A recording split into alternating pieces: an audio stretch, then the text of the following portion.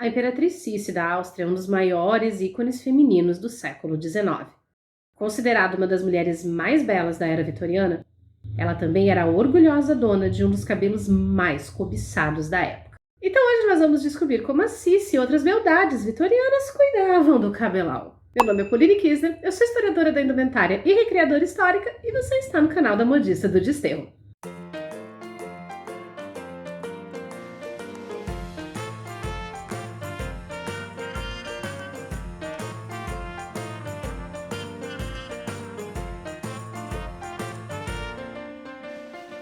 Olá, modisters! Tudo bem com vocês aí desse lado? Se você confiou demais nas suas tranças e acabou mesmo foi rolando torre abaixo e veio parar aqui por acidente, seja muito bem-vindo! Nesse canal a gente fala de história da moda, principalmente de como as roupas e os cuidados de beleza também contam a história da humanidade.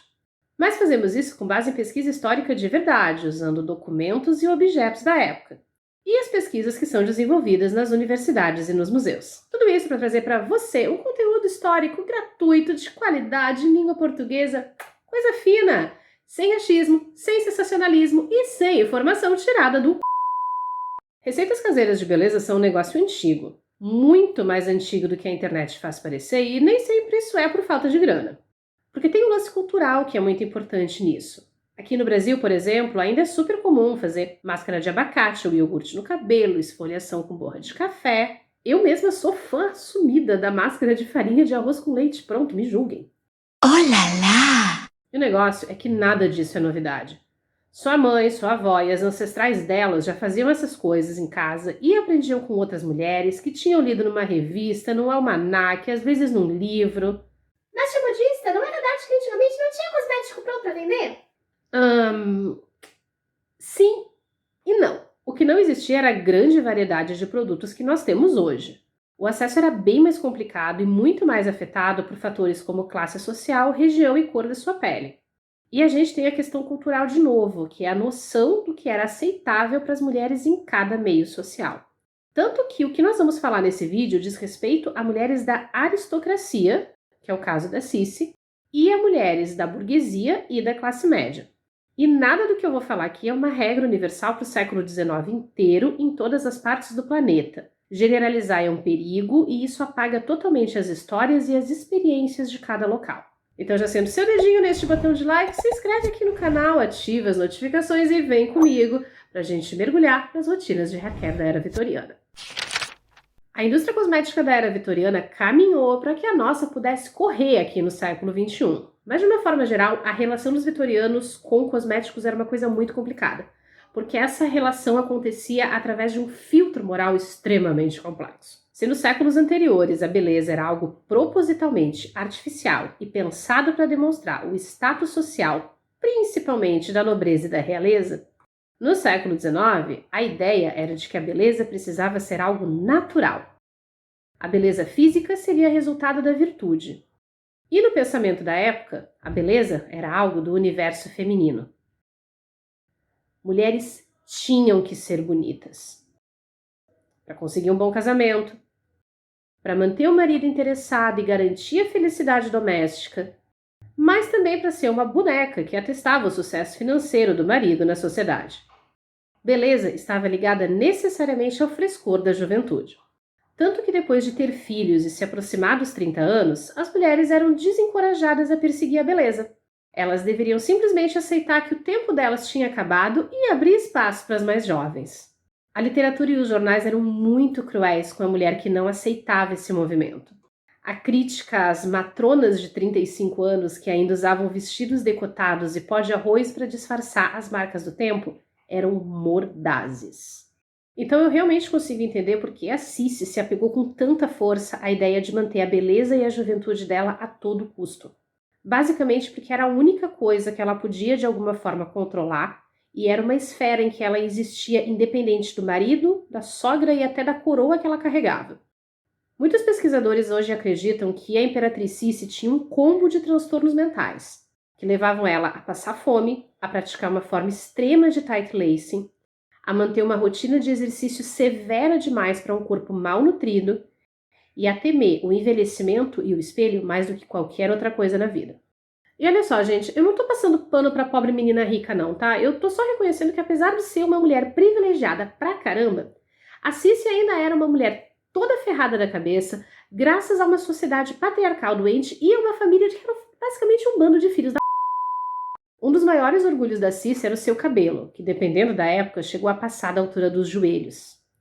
Só que aparentemente ela foi abençoada com aquele cabelo de fio grosso que faz um rabo de cavalo desse tamanho, então o cabelo dela era pesado pra caramba.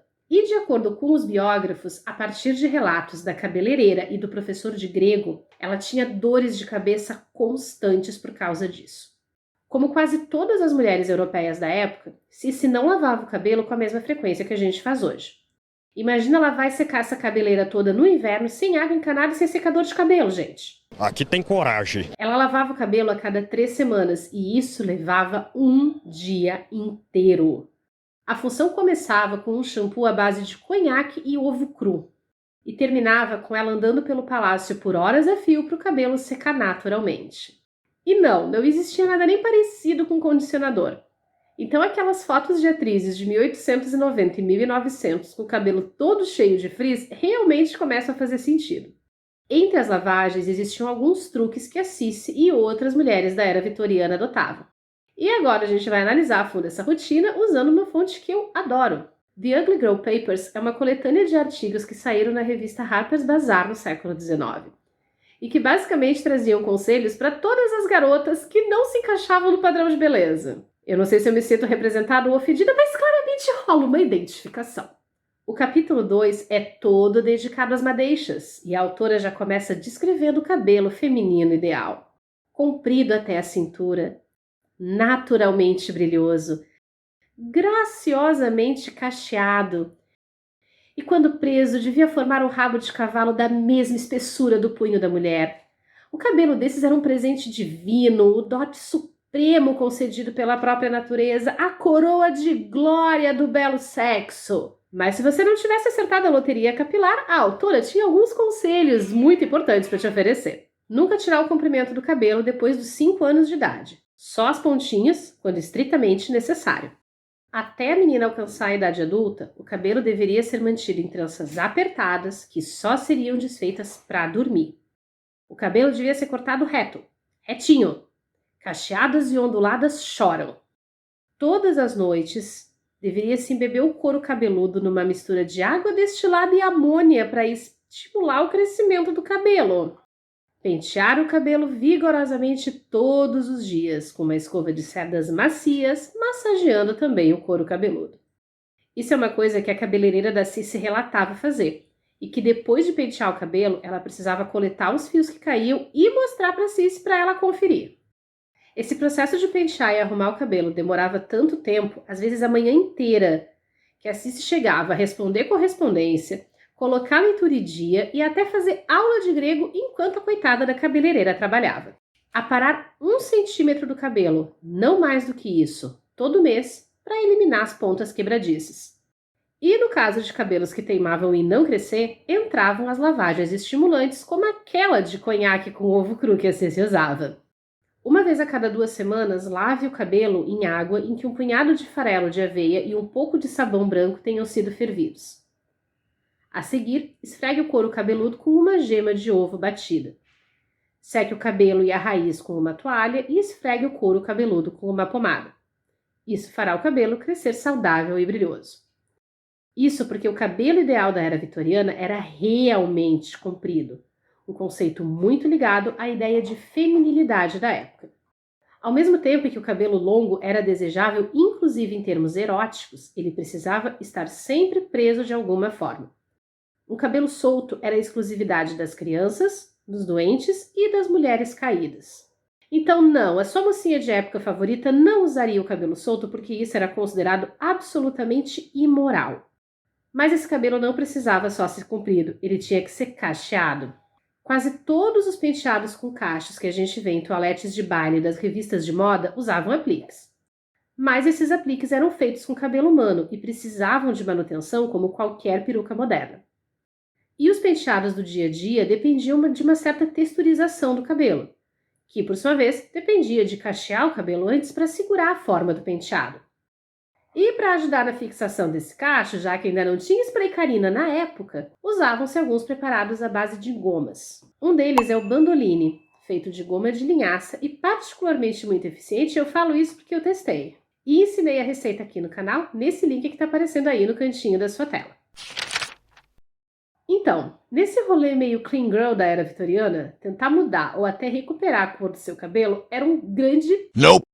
o que não impede a autora do The Ugly Girls Papers de ensinar algumas receitas. É muito doida a relação que esses livros têm com as receitas para mexer na aparência de cosméticos de uma forma geral, porque o rolê é basicamente esse. Olha, tá proibido usar cosméticos em público de maneira que as pessoas notem, mas se quiser pode ter aqui uma receitinha, você só não conta pra ninguém que tá usando e é isso aí. Tipo aquelas celebridades que aparecem com um shape incrível do dia pra noite e juro que foi apenas foco, força e fé, só se for no aparelho da Lip no Ozempic. Pode confiar, que é Brasil. Para escolher seu cabelo, ferva partes iguais de vinagre, suco de limão e litargírio em pó por meia hora em fogo baixo num pote de porcelana. Molhe o cabelo com essa decocção e em pouco tempo ficará preto. Só para constar, litargírio é óxido de chumbo. Olha que delícia! Eu tô passada, chocada. Para cabelos ruivos e loiros, ela aconselhava pegar sol para manter a cor bonita.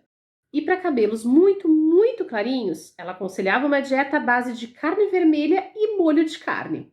Se você fosse ruiva e quisesse escurecer um pouco o tom do cabelo, aparentemente o remédio era pentear o cabelo com um pente de chumbo.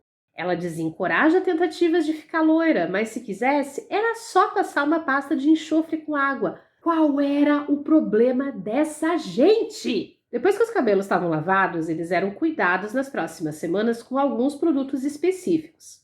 O próprio Bandoline funcionava como fixador do penteado, principalmente se fosse aplicado com uma esponja em cima do penteado já feito. Mas também se usavam pomadas à base de tutano, óleo de amêndoas ou de azeite e algum óleo essencial perfumado. Rosa e cravo eram os aromas mais populares.